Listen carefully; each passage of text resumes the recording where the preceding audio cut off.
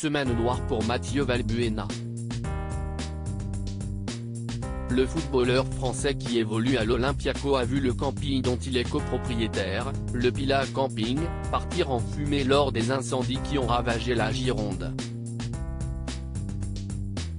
Le papa de Léa avait fait part de sa tristesse dans les colonnes du Parisien: « J'ai beaucoup de mal à réaliser qu'il n'y a plus rien aujourd'hui. Je n'aurais jamais pu imaginer que ça irait jusque-là. » CIST, un site classé, qui dépasse les frontières avec beaucoup de Français et d'étrangers qui venaient camper ou simplement voir la dune du Pilate. Ça fait mal. Mais les ennuis ne semblent que commencer pour le sportif qui pourrait avoir bien du mal à se faire rembourser par ses assureurs.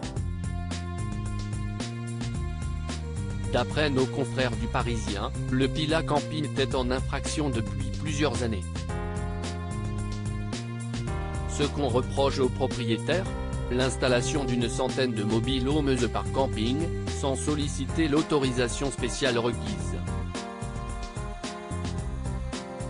Le quotidien précise qu'un document officiel émis le 20 juillet précisait que le Pila Camping était donc en infraction avec le code de l'environnement. Stéphane Carella, l'autre copropriétaire du camping, a confié aux Parisiens qu'il était actuellement en train d'essayer de régulariser les choses. « Je devais déposer la semaine prochaine.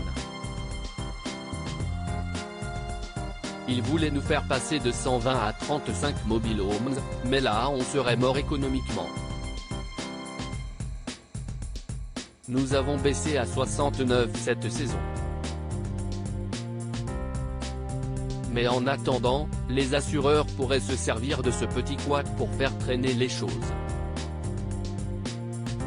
Heureusement, dans ce contexte difficile, le ministre de l'économie, Bruno Le Maire, a demandé aux assureurs de participer à la résolution de cette crise et d'aider au mieux les entreprises sinistrées qui disposent d'un contrat d'assurance couvrant le risque incendie voire les risques d'exploitation.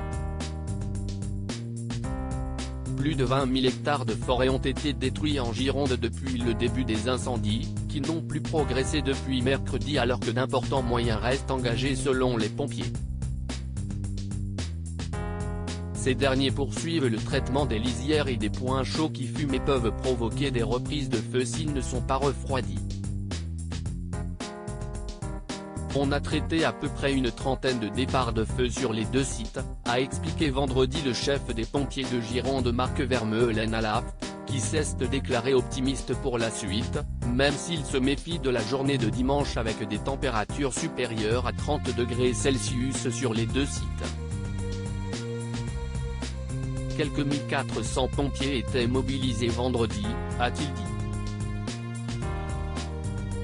En raison des fumées des incendies, une procédure d'alerte aux particules en suspension est en cours en Gironde et dans les Landes depuis jeudi, avec des messages en direction de populations sensibles. Depuis le début des deux incendies il y a 10 jours, plus de 36 000 habitants et vacanciers avaient été obligés de plier bagages en urgence de manière préventive.